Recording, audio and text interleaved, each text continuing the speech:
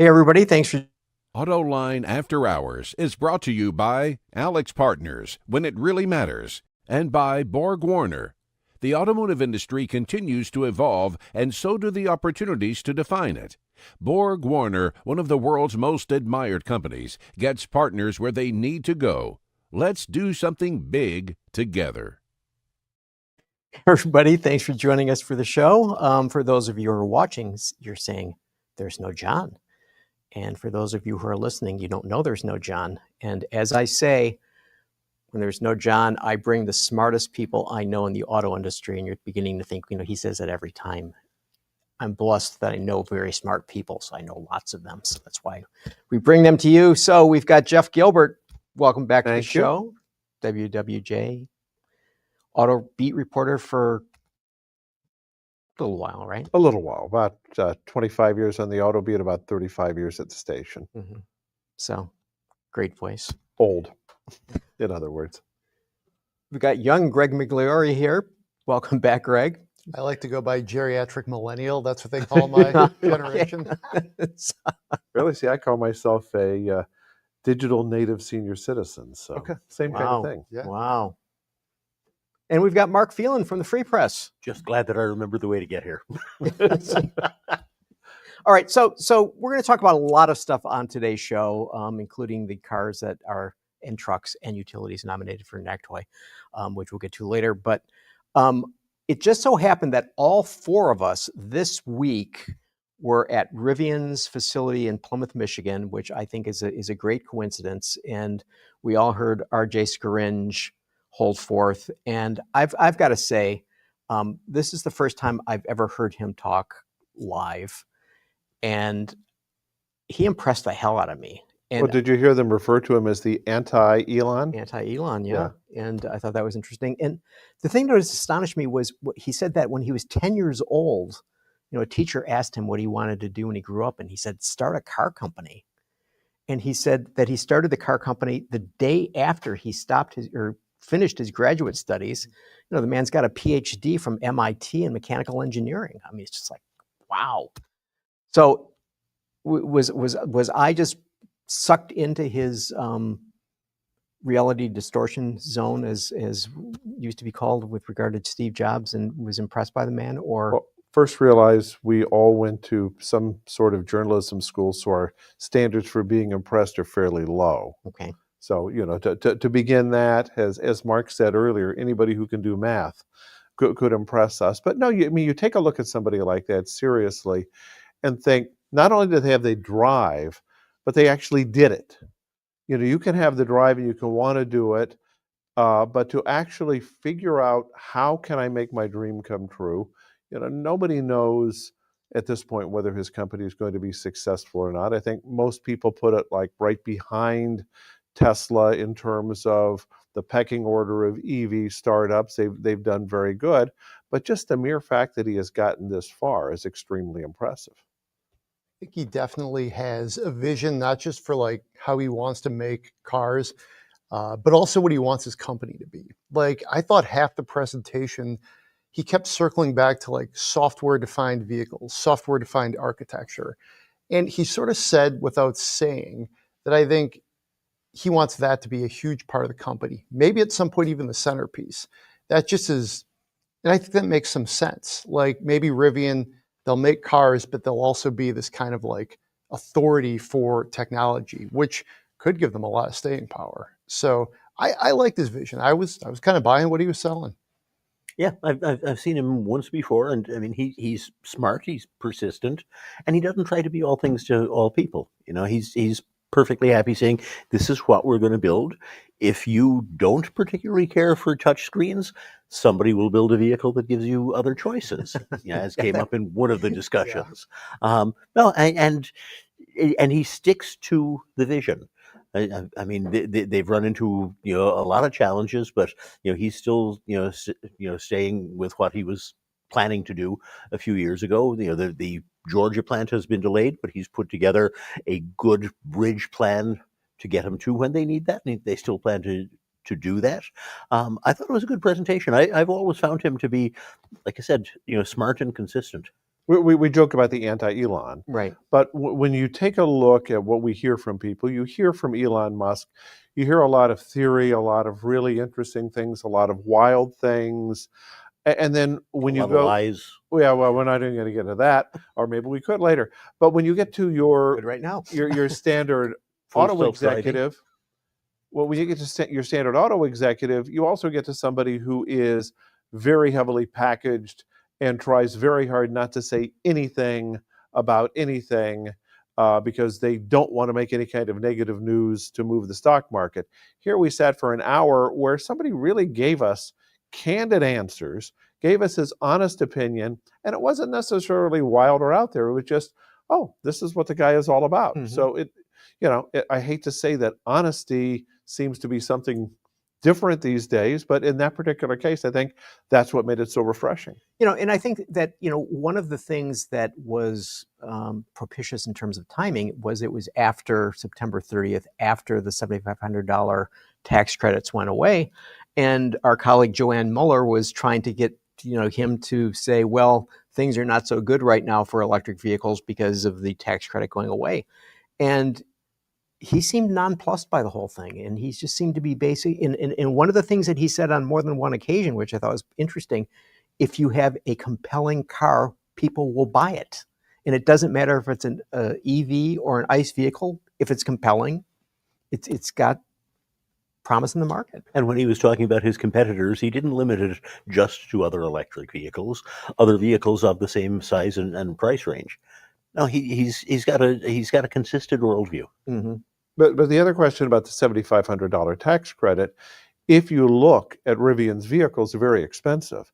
So I would imagine very few of them, and when you also take into account the limits on somebody's income to get the tax credits, I'd like to see how many Rivians were actually sold with a $7,500 tax credit, because the price of the vehicle and the income of the buyer would make that a fairly small amount, I would think. Mm-hmm.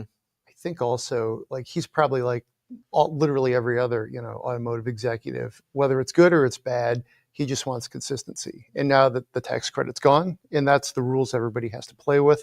And I think that was a message I kind of got from him, was he was like, well, hey, this is the new challenge. We plan to have challenges, and this is the market. We're going to roll with it.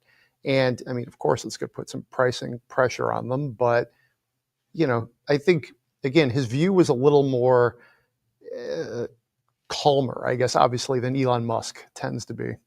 Another interesting thing was he was discussing Chinese vehicles, and I mean we've had Sandy Monroe on the show, we've had the folks from Caresoft on the show that do teardowns and do analysis of what vehicles cost, and Scaringe said, look, every car company in the world buys everybody else's product. He goes, we buy everybody's product. You disassemble it, you see all the pieces, you see how they made them, you see what they weigh, and he says, and so of course the same thing happens with Chinese products, and we see that. And he said, essentially, like, a part is a part. There's no magic there. But he said there are a couple of things, and I think that this is worth emphasizing. He said one is that in most cases, these companies have government support, so their CapEx is basically zero. So the money they get. And if I can elaborate on why he said that was true, he said that it's the government wants auto plants so badly that they will pay for most of the investment to build the plant, which means you're coming in and you've got a much lower break-even point if you're the automaker. Mm-hmm. And he said the other thing was the cost of labor is exceedingly low. And he said, in many cases, they live at the plant. They work 10 hours a day, 6 days a week. He said, that's not likely to happen anywhere else. I mean, not just here, but I mean, Europe is the same thing. So that becomes a competitive edge for the Chinese. And so I begin to wonder, I mean, is it possible to compete with the Chinese companies that have his answer to that question was vehicles from China will always face tariffs to offset. Those are artificial advantages. And I think that's probably true. I also have to say, when anybody from one automaker says these other guys, they cheat, they get breaks on labor, they treat their people badly, they don't have to follow the same environmental rules as we do, that is a bit self-serving. So I put a discount on all of that. I mean, in the early days of the Chinese auto industry, there were definitely people sleeping at the plant and showering at the plant because they didn't have running water. But I'd be surprised if that's still the rule for all of the hundreds of plants throughout China. But I don't know either. Yeah, I kind of thought Scaringe's approach to like just the onset of Chinese manufacturers was somewhat similar to his approach to the EV market itself too. It was just kind of like, hey, this is probably going to happen. It's inevitable, however the tariff situation shakes out or whatnot. And he was just like, we're kind of planning for it. Like he didn't seem very put off by it. And the car companies that make it sound like, we're competing so that we can build. I feel like some of them, when they say we're competing for, with the Chinese to build a cheap, electric vehicle, they're making people here think, oh, there's going to be a $10,000 electric vehicle here, and that's garbage. They're trying to figure out how they can compete with vehicles that are built and sold here. Yeah. And the Chinese do have some advantages in that because of their clean sheet of paper approach. But there's an awful lot of noise in the conversation, I think. No, that's an excellent point. And I just think that this is the sort of thing that people need to realize, that there are elements at play here that go far beyond like, oh, this is a cheap car. They must know how to do this better than anybody on planet Earth does. And that's simply not what he was saying. And it's interesting to get that viewpoint because we have heard the other ones so much. I mean, it's something that Jim Farley at Ford in particular has been preaching, because he among the auto CEOs seems to be the one who is the most, at least publicly, concerned about competition from China. The people from CareSoft who tear down and report on vehicles had an event about a year ago when they brought a bunch of Chinese cars in that we were allowed to go to and look at all of them. And my first impression was, the Chinese certainly have a reputation of looking at things and copying them. They all look like knockoffs of Tesla to me. They had the center screen, they had a lot of plastic inside. They were very much like that. But what I would be most concerned about, and he brought this up as well, is the higher end technology in Chinese vehicles. That's the one area where he did raise concerns, and he did say that within their company, they're working on those technological things. I tend to think Americans in general are not fond of cheap cars. So I would not be as worried about the low-end Chinese EVs as I would be that they have some sort of technology that we don't have that they can license and make a lot of money and maybe spy on us. Well, and one of the things that he said when he was talking, he said that they've got an advantage because they don't have legacies where they have 500 different little computer controllers in each car. They're able to do it more efficiently, to just have 4 to do everything, and that is an advantage. And then he said, and the only companies outside of China that are doing that are Tesla and Rivian. And there's a lot of truth to that, but again, there's a lot of self-service as well. Right. Well, everybody has their own angle, right? Even when Farley is like, saying something, it's like, well, what's he trying to do, or what is he trying to advocate for his strategy? So I always do kind of take what these guys are saying with like a salt shaker of salt. It's well, I mean, to the point of this whole software-defined vehicle and electrical architecture. Greg, you were saying that it was sort of a thing that he was emphasizing, and given the fact that he got a license from Volkswagen Group for $5.8 billion, it's probably something he has acute interest in. But I thought one of the things that he said, I think, was somewhat controversial was when he was talking about it. He said, in his mind, it's inconceivable that a car company could exist in 2035 without having a software-defined vehicle architecture. Is this... Again, that's the guy who says all of his vehicles have them. Okay. The guy who wants to sell everybody else on software-defined vehicles. It's also inconceivable that a car can exist in 2025 without air conditioning, airbags, and seatbelts. I mean, this is the way everybody is moving. Software, even today, think of how much of your vehicle is software compared to getting into a vehicle, say, 30 years ago in 1995, where it might have been extremely minimal. But, I'm old, so I can make comparisons like that. And in 10 years, of course, they're all going to have that kind of software because they need it to compete. I mean, I can't remember who it was. It was one of the suppliers. I think it was Delphi before they changed their name, who gave this whole lecture on software-defined vehicles and getting rid of all the mini controllers and just having one. And I'm not enough of an old digital native to understand all of the technology, but it doesn't seem like that is unique to them. It seems like everybody is moving in that direction. So that's a prediction, but I think it's a prediction that's a pretty safe one. Mm-hmm. Yeah. I think also it's going to depend on the degree of sophistication too. Like what Rivian's doing right now might be more sophisticated than what, Nissan is putting in the 2035 Sentra or something. Like it could be like not everything's going to have the level of like things that an electric R1T requires. So I think, yeah, broadly speaking, sure, but there's going to be a lot of diversification, I think. And an architecture, when it's introduced, has got a 15-year lifespan. Yeah. Too. So I mean, there will be every company that matters will have examples of that, I think. But the idea that everybody's going to be doing nothing but that it's just unrealistic. No, but I think you could even say today's vehicles are software defined for the most part. It's a buzzword. It really is. It's a buzzword, but they have so much software in there and so much of what most people want to buy in a vehicle, from the entertainment system to the connectivity to all of that, is software defined right now. How many recalls do you hear right now that are software updates? I mean, that affect hardware, but they're software updates. So it's here. And I was having a conversation with somebody at Ford last week about a column where I had I said discussed some of their you product said Ford. development issues. How did that happen? And they raised the point that yes, more and more recalls every day are over-the-air software updates. And I said, well, in that case, tell us, and we'll stop giving you a hard time for it.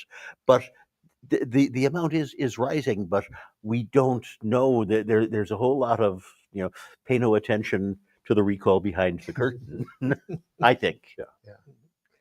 So switching slightly now, it was refreshing that he didn't dump on Tesla at all. I mean, he said that he thought that their big chunk of the EV market was because they made compelling vehicles that people wanted to buy, and so proof point is those vehicles. They changed the industry. There's just no denying that.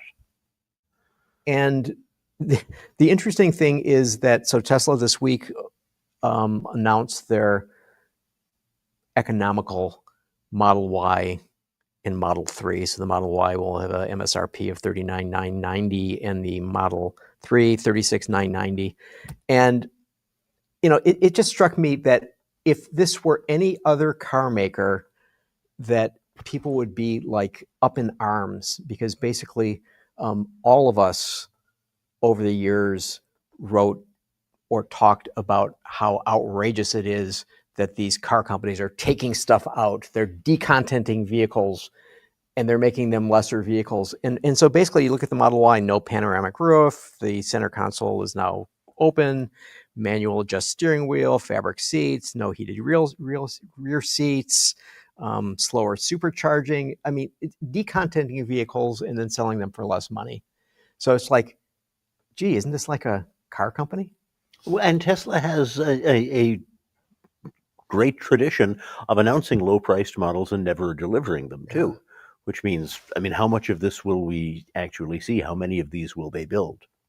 It's a very traditional, like you said, automaker move. Like, can't you just get into a Model Y for the low price? It's like on the back page of the Free Press in the auto section. You're like, come on down for this lease deal. And you think of the traditional OEMs doing that. You don't necessarily think of Tesla. Tesla's the car company that you order a car on your phone, and now they're like circling that number. Like, here, you can get in a Tesla for this price. So, yeah, I don't know. It seems you take a look at where the competition now is in the EV market. It's in that $30,000 to $40,000 price range, and this allows them to play in that. Look at what's coming. I drove the Leaf a while ago. That's going to be about $35,000, $36,000. The Equinox EV is there. The EV6 from Kia, the Hyundai Ioniq 5 is there. The R2 that we're talking about coming from Rivian, they're all in there. Mustang Mach-E. So that, I think a lot of car companies are seeing post incentives. That's where the competition is going to be. And, you're still going to be able to buy a fully contented Model Y or Model 3, but I think they need to be in there to stay, I hate to say to stay relevant because they're still going to be the leader for a long time, but to stay in the mix of what a lot of the entry-level EV buyers are going to be looking at. Well, and the same, I mean, gravity applies to Tesla too. I mean, if every Gravity, company, that's another EV. if every, good point. That's but, up here in price. but no, I mean, if everybody else feels like they have to offer to have a price they can claim to sell cars at, whether they sell one of them a month or not, but they need to be able to advertise a low price. And this is just Tesla doing that again, I think. I mean, I don't see them getting involved in a race to the bottom with Slate. No, but certainly a race to the middle. Well, it's interesting too that they're decontenting things because, a couple of years ago, Wall Street was very curious. What is going to be their sub $40,000, their $30,000-ish price point? And we're all speculating it's going to be on a different chassis. What are they going to do? And now it turns out, at least, if you look at what they did their homework on, it's just kind of a cheaper version of what they have, which to me is a little underwhelming too. And you guys all probably driven a lot of Teslas. Sometimes the interiors are kind of basic. They're not great. Like the last Equinox EV I drove, the last Kia EV6, those are nice interiors. I feel like I was in a Model Y and I was like, oh, okay, this is $43,000. This is not great. So I think it's a risky move too that could even damage the brand a little bit. So, I mean, Mark, this sort of gets to your point that you were discussing earlier about how car companies do things that make it seem as though they're doing something when they're really not necessarily doing that. And I wonder if this is sort of Tesla's play in that regard. I think so, absolutely. I mean, just like I made a reference to full self-driving earlier. How long have they said, give us an extra $10,000 for this car today, and I will give you a hamburger or full self-driving tomorrow, and they have yet to do it. We haven't had a wimpy reference on the show. Thank you. Thank you so I much. just, my work here is done. But no, I mean, I think very much so. I mean, Tesla, they're really good at a lot of things. They changed the industry. There is no denying that. But they were effectively a monopoly player, and there is no denying economics. They are going to lose share. More people are going to come in with compelling products like RJ was talking about this week. So, I mean, they're in a vice, and they have yet to demonstrate the ability to do a second generation of anything. They just keep tweaking the vehicles they've been building, and they're really good at it. But how long is that a viable strategy? Mm-hmm. And let's not forget the Elon Musk factor, the factor that, there were a certain group of people who would only look at Teslas who may not be as enchanted with Elon as they once were because of different political reasons. And they may finally go, hey, maybe I'll look at another EV. Maybe I'll actually look at a Chevy Equinox, or if I'm definitely an import person, at a Hyundai or a Kia. And, there are a lot of really nice EVs out there. And as you brought up, Greg, the Tesla interiors are not that great. I mean, you drive that back to back even with an Equinox, but especially if you drive like a BMW EV or something like that, which is comparable in price to some of the upper trim Teslas. But, I don't think the original Tesla buyers cross-shopped. I think they went, EV, I want to buy a Tesla. I think now they're cross-shopping, and Tesla has to kind of guard against that. Tesla was like the iPhone, basically, the default option for all of us. And it didn't matter if you got the super expensive one or the cheaper one, you still had an iPhone. And that's, I think, how Tesla coasted for a long time. And now they're kind of realizing, wait a minute, we have to develop a new chassis at some point. And our cars have looked the same since 2010. This isn't going to fly. Got a great idea. The Tesla Air. Tesla Air? Yeah. Lucid might have something to say about that. Oh, yeah. Sorry, I forgot about that. Well, this makes me wonder. I mean, so not so many years ago, there was a lot of criticism against the traditional car companies lauding Tesla because Tesla was doing something new, fresh, and innovative, and that the traditional car companies were the traditional car companies. They were doing things the way they'd always done them, right? But it occurs to me from like what you were saying, Jeff, in terms of, you get into the interior of a Hyundai, for goodness sakes, and you're like blown away that they have done such a fabulous job.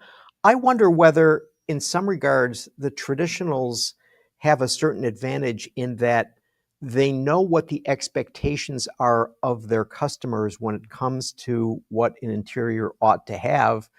And damn it, they're going to put it in there and maybe bring it up a few notches because they know this is what's expected of them. Yeah, well, Hyundai in particular, not just their EVs, their interiors have been very nice for a while to begin with. So, you have somebody who knows how to do the interior of a car.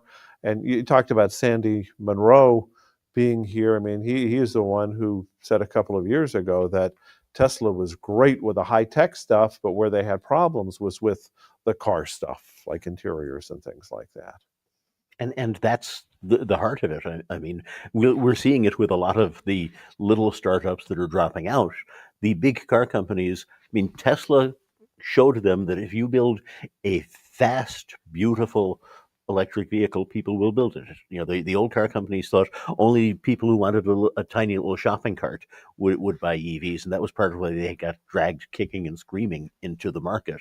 But once you get their attention, I mean, once that battleship gets turned around, it's still a battleship. It was interesting that Jim Farley said a couple of weeks ago when they had this Accelerate program at Michigan Central in Detroit, talking about how he doesn't see there being much of a market for $70,000 EVs, that there's more of a market for $30,000 EVs, which goes to your point, Jeff, of, that's where the action is going to be, which sort of seems like Detroit may be able to pull something off that we really haven't seen Tesla do, because if going back to Elon, he was saying they're going to have a $25,000 car. Yeah. That was going to be the number, 25,000. And here the Model 3 at 36,990.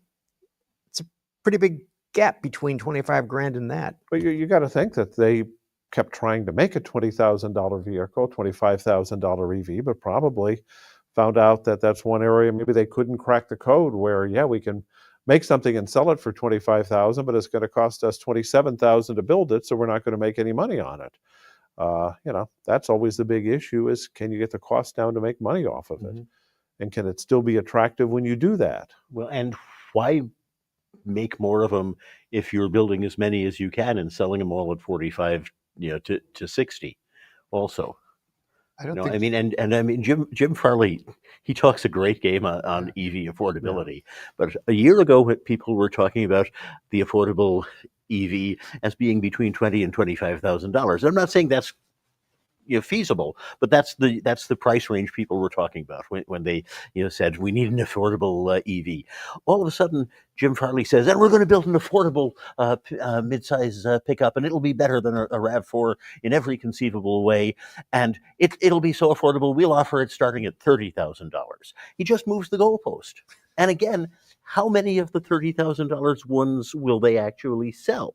I mean, 2 years ago, I think we all drove the Volvo EX30, and they said it was going to be on sale in 6 months in the United States for $35,000. It's been 2 years, and they still have not sold one for under 40 grand in this country. So, I mean, people talk about affordability a lot more than they do stuff about it. Well, you talk about moving goalposts. I mean, back then when they were talking about that vehicle was going to be built in China. The tariffs were not as high from China as they were then. And, this isn't just the Trump administration. The Biden administration originally put the very high tariffs on Chinese vehicles. So Volvo's hopes for that vehicle was a vehicle made in China. Then they were going to make some in Europe as well. So the rules keep changing.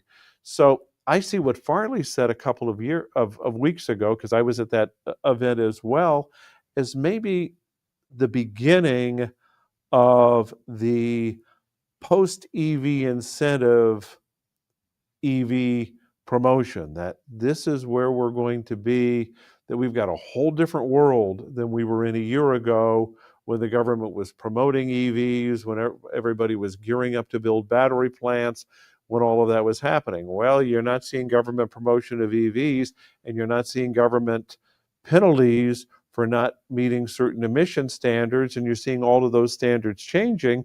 So now we're seeing the car companies adapt to new realities. See, I see, Mark, I thought you were going to go to the initial price for the Ford Lightning. As you remember, it was $39,900. That's right. Something. And then the following year, it was like $54,900. I mean, it Yes. just, and so, you know, there's this Yes. whole thing of like, oh yes, here's this car that we have for $30,000, and but let me talk to you about one that costs $40,000. And you know, Jim Farley is the guy talking about we need the $30,000 EV, but he's also the guy who sells a whole lot of $60,000 to $75,000 F-150s. So That's the only way they can afford to sell a $30,000 EV. That's where the big car companies, I think, do have a big advantage, is they can say, hey, we have this $100,000 GMC Yukon, and that could balance out if they want to sell, like, you know, some new Chevy electric compact or something. And also it's like, sorry. go ahead. No, I apologize, but I feel like we keep acting as if they want to sell cheap cars, Yeah. and they don't. They want to sell profitable cars.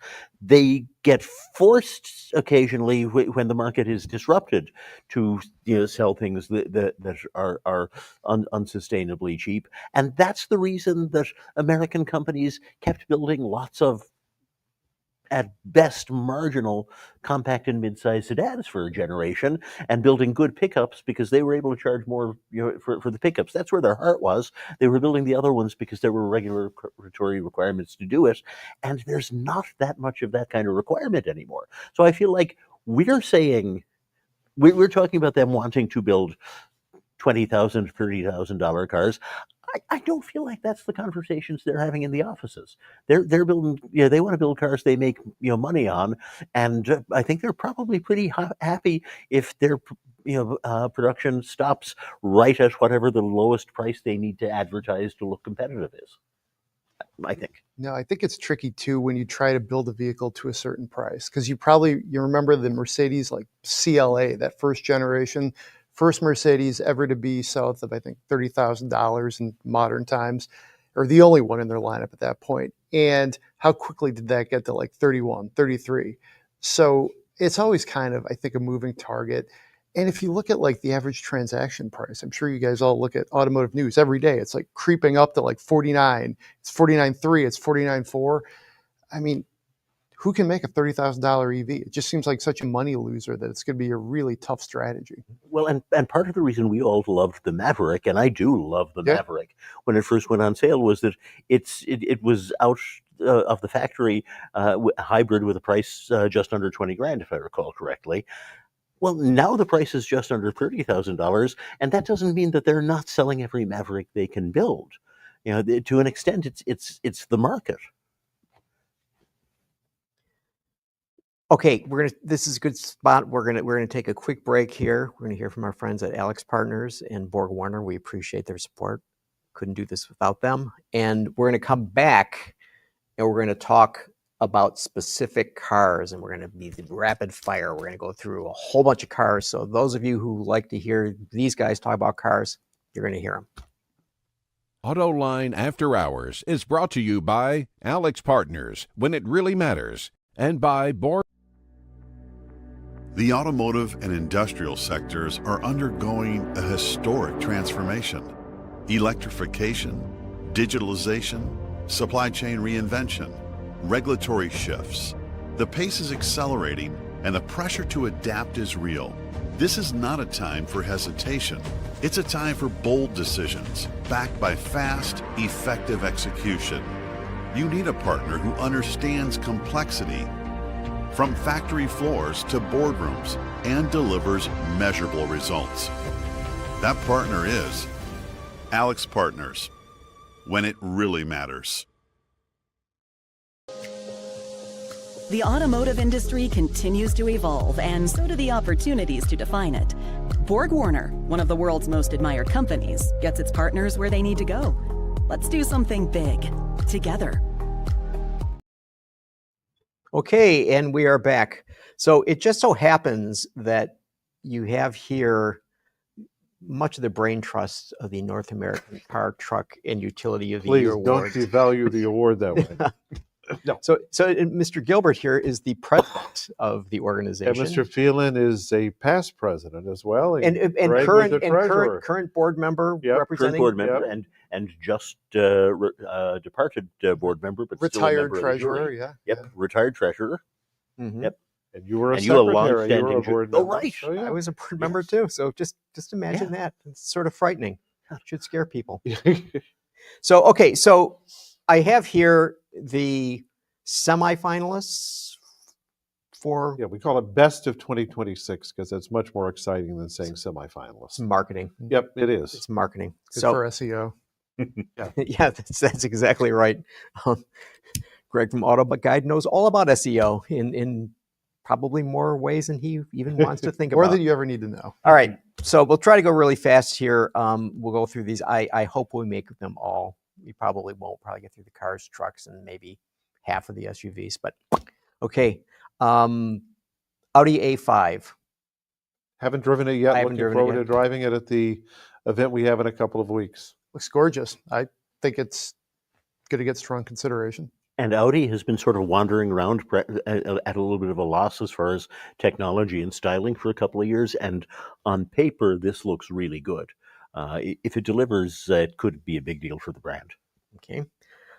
Dodge Charger, the electric Charger. The electric And- Charger and the gasoline powered Oh, one the gasoline too. powers. is Yep, they're considered both as well. together.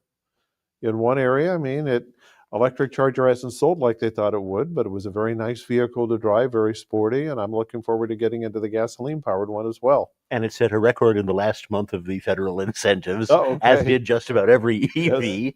Yes. It's a fascinating strategy. It's a new platform that they developed to be good with both electric and internal combustion. It's a promising vehicle. I think it's a strong contender. I really do. I mean, you don't get a new Dodge Charger very often, so I think that alone is going to turn some heads. Mhm. Okay. Honda's bringing back the Prelude, this time as a hybrid. Borrows a lot of pieces from the Civic and the Civic Hybrid. I have to say, it looks good, but I mean, I don't know that there was an audience crying out for the Prelude, frankly. And when the Prelude was a leader, it was cutting edge style and cutting edge technology. And this feels to me a bit like a trip to the parts bin. So basically, to your point, it's using the same powertrain as the Civic Hybrid, and it's using the suspension that's from the Civic Type R. But I kind of like the recipe, though. I think there's a lot of good pieces in there that I'm interested to spend more time in it. I think it's a good recipe. And historically, our jurors have liked Honda cars. Yeah. mm-hmm. They've done very well in this competition. I haven't been in it yet, but I'm looking forward to it. Okay. The Kia K4. Now, this is a car when I first, literally when I first started driving it, I had a holy blank moment that, like, this car was so good. I mean, the platform seemed solid. The amount of technology that was in the thing, I was just blown away by this. And the vehicle under consideration is a hatchback because that's the newer model. It's not the existing one. But I agree with you on the K4 itself. I went on the drive program and was somewhat impressed. Then I had one at home for a week and it was like, wow. I've never been into small cars, but this was something I could see myself buying.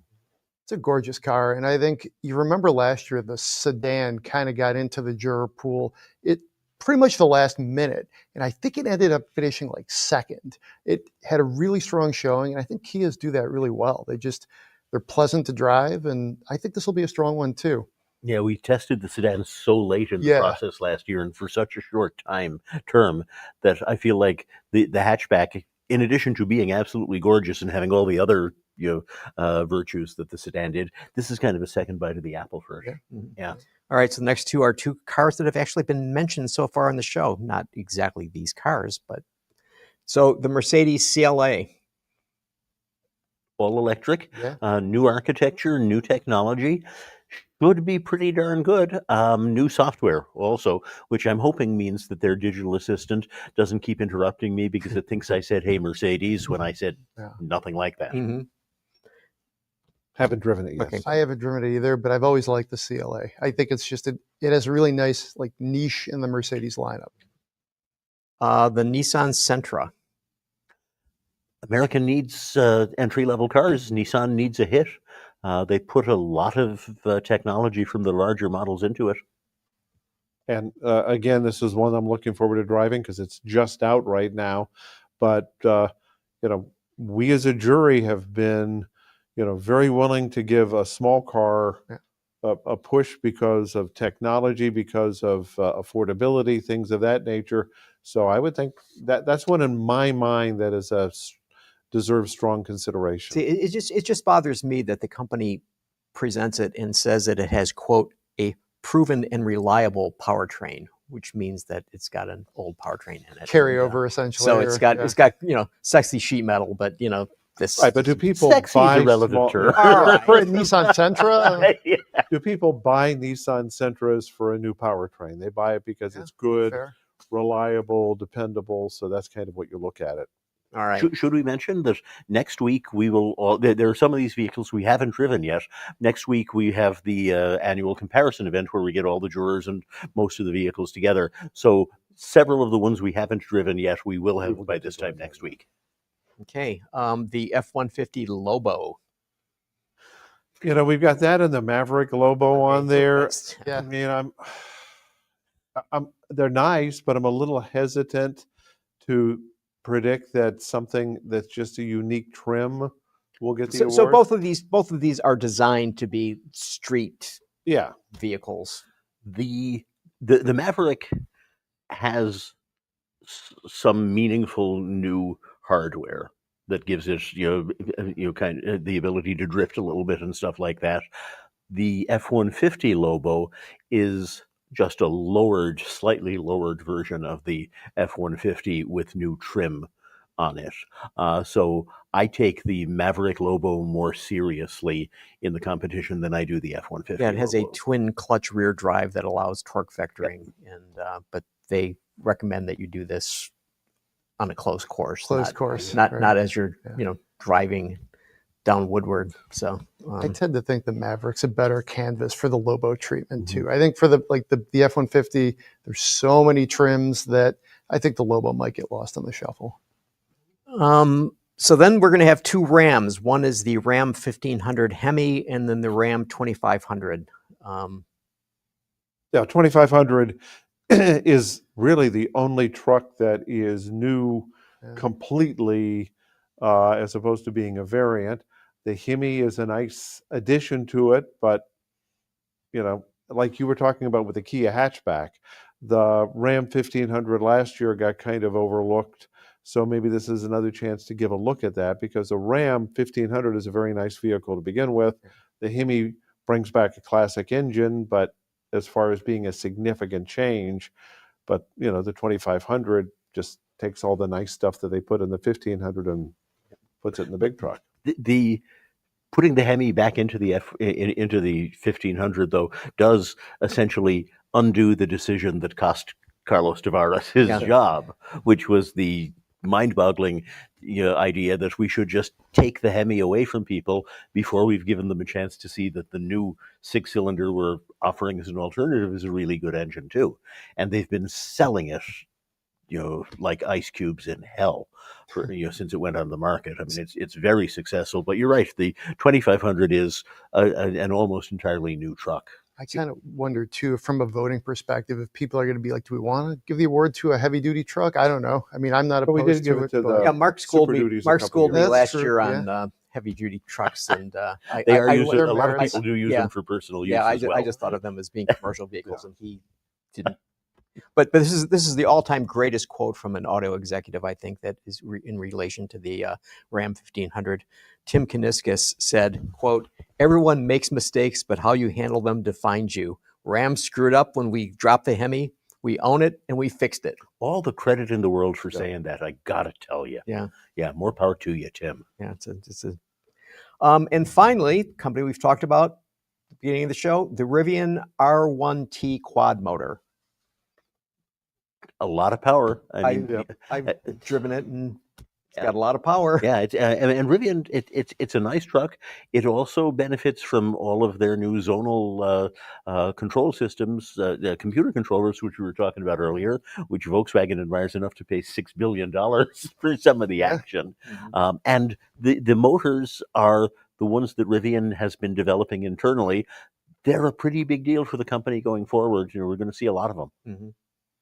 Yeah, 1,025 horsepower. It's what everyone needs, right? That's what exactly, just like with your Hemi too, right? Yeah. You need more horsepower. Yeah. Yep. That's the theme this year of the awards, more power. Okay, so we've now done the cars and trucks.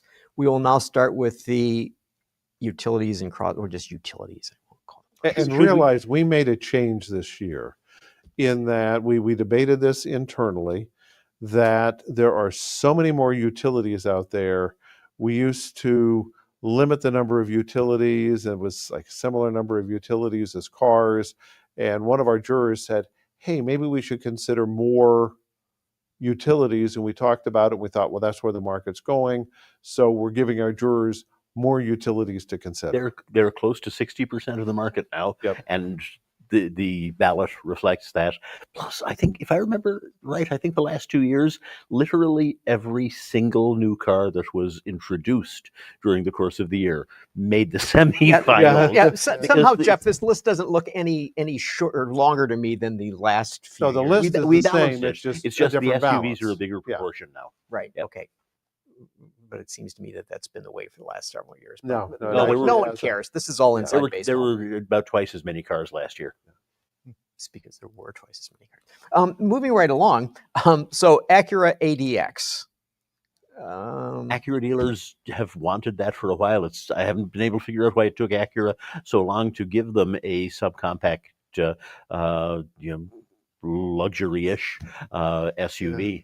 It's a good looking little car. Interior is nice. I liked it. Crossover, I guess, technically, but it's pretty, it's small. I don't really know if this is exactly what they're going to sell a ton of these. I'm waiting to drive it. So I just don't I'm know on a why. list a few weeks away. I just don't know why it has an Acura badge on it. I'm just. It feels more Honda to you? Yeah. Okay. It's not special. You know, I mean, it looks nice. I think it looks Acura. Yeah, but I mean, it's not special, and one would think that Acura is a brand that aspires to luxury. There should be something special. Yeah, that's my point. Okay, the Audi Q5. I've not driven it. Me neither, but it's their best-selling vehicle, and it, like the A5, is based on a new architecture, and the two of those are both an attempt to say we are technically relevant. We are once again a design leader, and Audi needs successes, so it's worth paying attention to. Haven't driven it. Drive it? Not yet. No. Okay, 3 Cadillacs: the Escalade IQ, the Optique, and the Vistique. All electric. All electric. So you have the giant 3-row Escalade. You've got the 2-row Optique compact crossover, and the mid-size 3-row Vistique.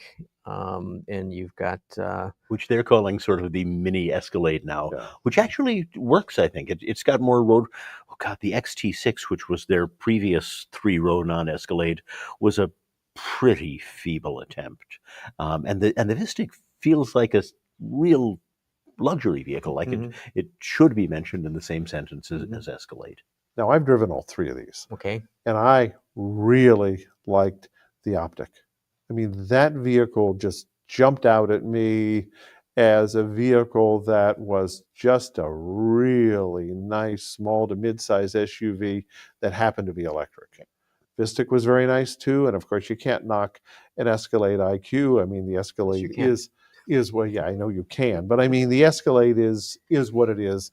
It's a big vehicle. This is an electric version of it. I don't necessarily see it as being likely a front runner, but you don't know. But the Optic, the entry level one, I really see as a contender. Kind of like the Vistic in the middle, just because it's like so many people like big-ish but sort of mid-size crossovers with that second row, whether you're third row, whether you need it or not, you could put it down. I think it's a very mainstream vehicle for Cadillac. Yeah, the Vistic feels like it should be a success. The optic, as well as all the virtues Jeff mentioned, has got going for it. There's a V series that's available now, and for the 2026 model year, they started building it with a standard NAX port, which are two more things in his favor. I think I like all three of the Cadillacs. I've got to say, I'm going to be. I wonder if they sort of divide the people who like Cadillacs and none of them make it, or does one of them, rise above the others? I really like all three vehicles. Well, switching to the tick pronunciation rather than the teak pronunciation, I would say the optic. When I drove that, I was like, wow, this is the first modern Cadillac. It just struck me as the interior design, the performance of the EV, just like, yeah, you can see a younger generation saying, oh, I got to go buy a Cadillac, or I'll go look at a Cadillac, which I think, I don't think the Escalade does that. I mean, but the Escalade is Cadillac. I love the optic, by the way. I'm not arguing against the optic, but I think that we say anything dismissive about any Escalade at our risk, because the Escalade is the defining Cadillac in a lot of ways. Cadillac, yeah, I agree. For lack of a better word, it's an icon. Ooh. We were just talking about how iconic is being overused. Okay, moving on to another vehicle that's large and in charge, the 400 horsepower Ford Expedition, another big 3-row vehicle. Well, you and I drove that together in Kentucky through some backwoods and things of that nature. Didn't run into any revenuers or stills or anything while we were down there. We could have fit them all in. Fit them all in there. It's a very nice vehicle. I just happen to have one that I drove here today. It's impressive. It's off to a really good start in the marketplace. It's got a off-road version now for the first time. Very impressive vehicle. I think Ford does a really good job with the way their large SUVs handle these days. I think they used to be a little almost like enclosed F-150s. And I think the Expedition is kind of just it's just manifesting all their suspension work over the last decade. So. And the Expedition, they put pretty much all of the invention they had for that vehicle in the back 2 feet of it. The tailgate, the flexible seating, you can have a 2-level, buffet table. It's got a lot of tricks back there, and they are things that people will find useful for, uses for. It's going to be a great vehicle for going to soccer tournaments, tailgating outside of Lions games, and those are reasons people buy Expeditions. See, that reminded me of the Malibu Max. Remember that? Mm-hmm. And they said, look, you can put your crock pot here and plug it in when you go tailgating. I'll never forget that. All right. Genesis GV70. Genesis are just wonderful vehicles, sporty, great styling, great luxury at a great price. Exactly what he said. Yeah, I think it's a strong contender, and the jurors seem to like Genesis is vehicles. We like Genesises, not genocide. There's no G on the end. Yeah, that was ended in an I, to be clear. Yes. Sorry about that. And a really, really nice interior, which is one of the things Genesis does well. It's a very well sorted out vehicle. Yeah, and if people wanted to ever see real carbon fiber, they need to go into that vehicle, because they've got sheets and sheets and sheets of it everywhere. Okay, the Honda Passport. A real off-road capable SUV from Honda, which is the first time that they've done that. Very capable, very nice. I think it's great. They've been advertising their SUVs as if they had off-road capability for a while, and they always showed them driving on a dirt road somewhere near an off-road ATV Honda, which I thought was a little bit sad. Somewhere off in the distance. Yes, but it's got real chops. It's a good vehicle. It's a solid little off-roader. It gets them in the game. It's a big deal for Honda. I like it a lot. I took one to the Upper Peninsula, took it into some actual dirt and trails. It's capable, but literally the best compliment I could give it is it's very comfortable to drive the 4 hours up north. So it's unlike a Wrangler, which is going to kind of beat you up, but will be awesome on the trails. This thing, it's super comfortable. It's great. It's basically like an Accord, but it can do all this stuff. it's what you like should drive if you're like sort of thinking of buying a Wrangler to drive around town, you know? Yeah, well, I mean, it probably does not have the same attributes of rock crawling or things Well, like that yeah. as a Wrangler, but for what most people would want to do with an off-road vehicle, it will more than perform. All right, moving right along, we have two that I think will split it more than the Cadillacs will. The Hyundai Ioniq 9 and the Hyundai Palisade. Because you've got two SUVs that are just, one's electric, admittedly, but I mean, the Palisade I just thought was just an exquisite vehicle in terms of ride handling, amenities. And there's a hybrid version that they're adding as well, which will add to the appeal. I mean, they're both really good. It's hard to find any fault with either of those vehicles.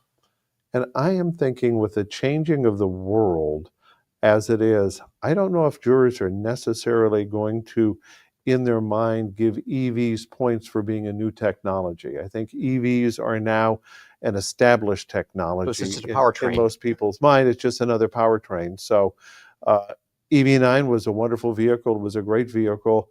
But I would lean more toward the Palisade just because they're going to sell a lot more Palisades than they sell EV9s. I think the Palisade's a little more comfortable and familiar for what you're looking for in that segment, whereas the 9 is a little more, it's almost like so tech forward, so futuristic. I think the Palisade's going to get a lot of votes. Can I give a shot for one of my favorites?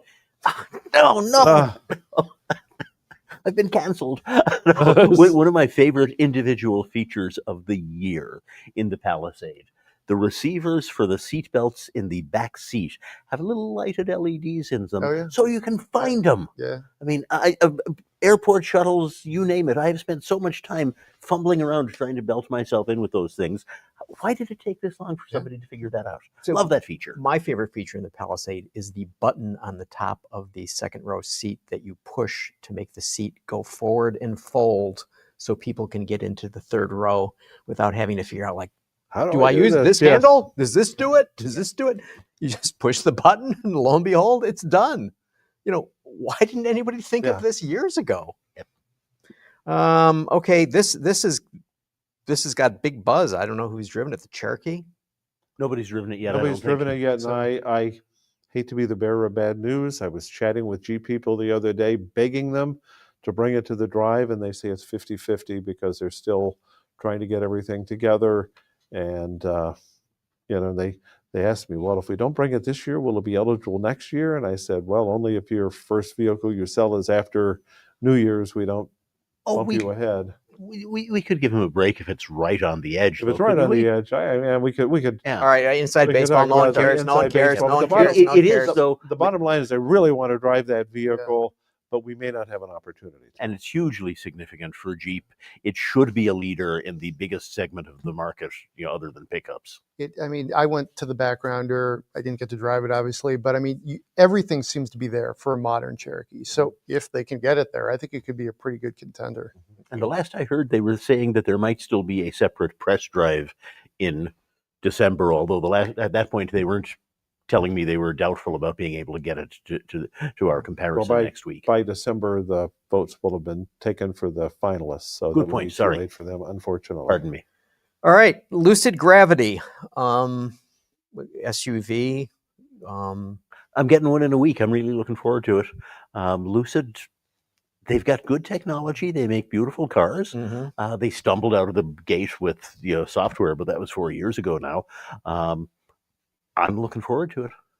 Same as Mark. I haven't driven it yet. Yeah, the last Lucid I drove was a few years ago. The Lucid, one of the Airs, gorgeous car. So I think this could be formidable. So the thing that I was curious about when I drove the Gravity, and the windshield segues right into the panoramic roof, and I just wondered, what will Safelite charge you when you crack that windshield? I mean, it's huge. I mean, it's this giant piece. So just looking at it from the consumer's point of view, it's a practical matter. All right, so here's one that is almost the counter to that is the Nissan Leaf, $30,000 commuter EV. Not sure if it's going to be a heavy challenger for car of the year, but I really liked it when I drove it. It's a very nice EV. It feels extremely conventional, so that's probably why it's not going to stand out. But I think unlike the other generations of the Leaf, this feels like something somebody can buy, can live with, be very comfortable with. And, Nissan, at least for now, has stopped selling the Aria in this market. So it's going to be Nissan's bread and butter electric vehicle for a while. I think the Leaf has a pretty strong brand awareness among EV enthusiasts. So I think I'm going to give it a strong look. I think it's, it could be aggressive on price, and it seems like, it's attractive. I think jurors might get a little mixed up with the Leaf versus the Sentra, and how do you distribute your maybe Nissan votes? But I don't know. I think it could be strong. The Sentra's got sexy sheet metal. That's true. That's true. Theoretically, they should both be in the car category, but the Leaf is a crossover according to Nissan. So it feels that's little. a term I refuse to use too. It feels a All right. little We more got crossover. 4 more to go. So or 5 more actually. So Mark, you're taking the Leaf. Nissan needs hits. They need hits. They've got to do better than they've been doing. This is a chance for them to convince us they are. Okay. I don't think any of us have driven this, but I could be proven wrong, and that'd be great. Polestar 4. I have. You've driven it? Yeah, but it's embargoed, so if I told you, I'd have to shoot you. Okay. No, but in general, it is, without giving drive impressions and saying whether I liked it or I didn't like it, it is... People in the chat room are saying, shoot him. Okay. No. The one interesting thing about the Polestar 4 that I couldn't get over is no rear window. It has the, I don't know if there's this Gentex, but the Gentex style mirror that has cameras in the back. Mirror, right, and they say they do that to give more hatch room. I'm still not 100% convinced people are going to adapt to that. And when we talk about recalls, one of the biggest recall is on backup cameras, so that could be an issue as well. It's something that's unique among EVs, and SUVs. So I don't see it being a heavy-duty contender, but could be a dark horse. I haven't driven it, so. I haven't driven it, but Polestar makes interesting cars, and I'm really intrigued to see what I do think of that rear view approach, because a lot of companies would love to not have to worry about actual visibility out the rear. If people are willing to accept it, we're going to see more companies designing cars that way. Forester Hybrid, Subaru Forester Hybrid. I think that we're including the other Foresters. It only lists the hybrid there. No, the hybrid is the only one considered this year. That seems wrong, because I just drove a Wilderness. Huh.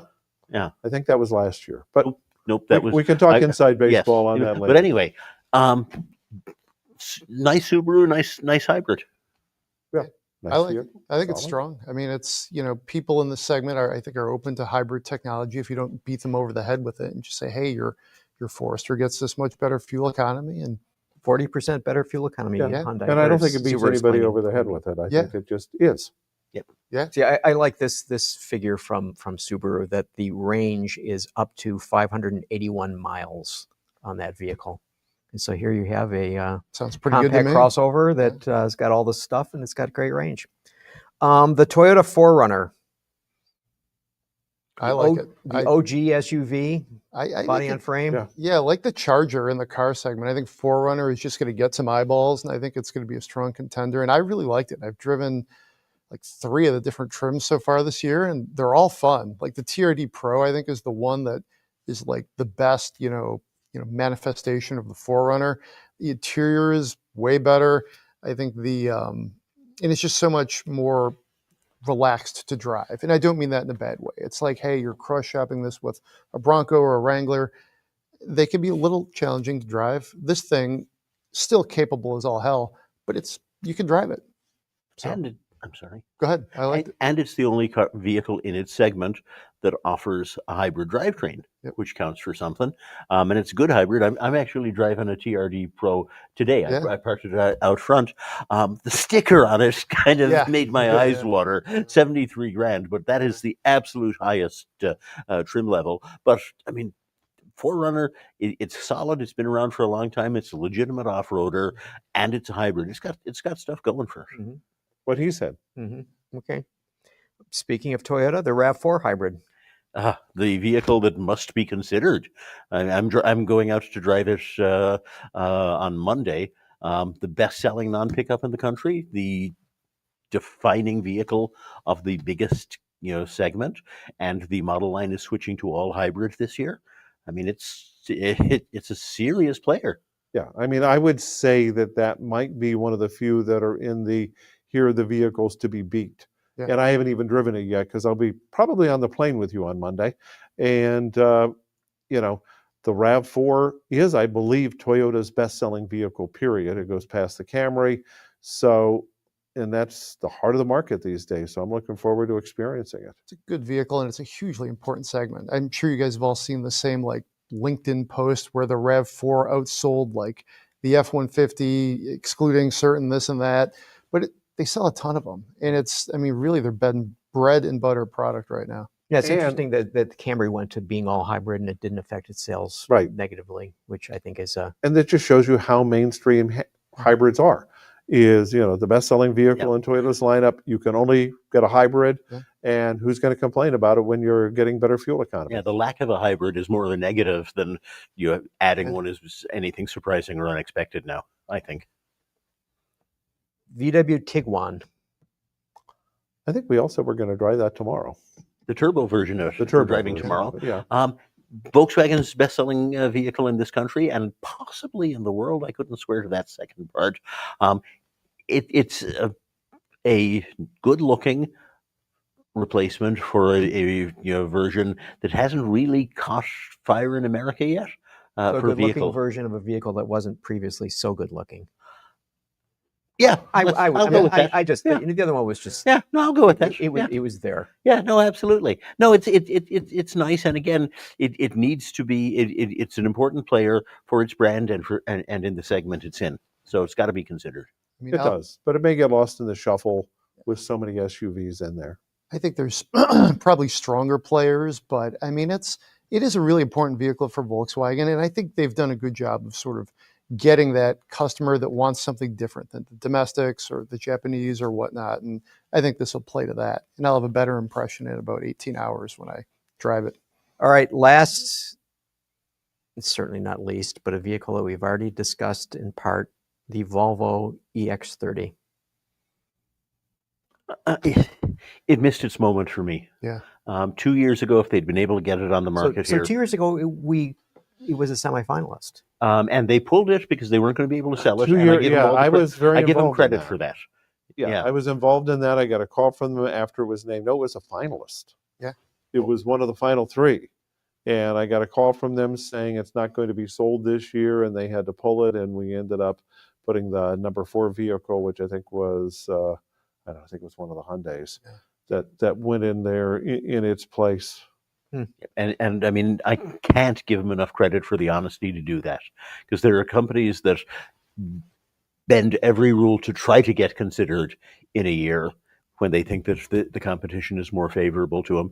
And Volvo, they had a strong player, but they weren't going to be able to deliver it, and they told us the truth. So what do you think of this now? I mean, it's basically so many people in the media really love that vehicle, and I was an outlier.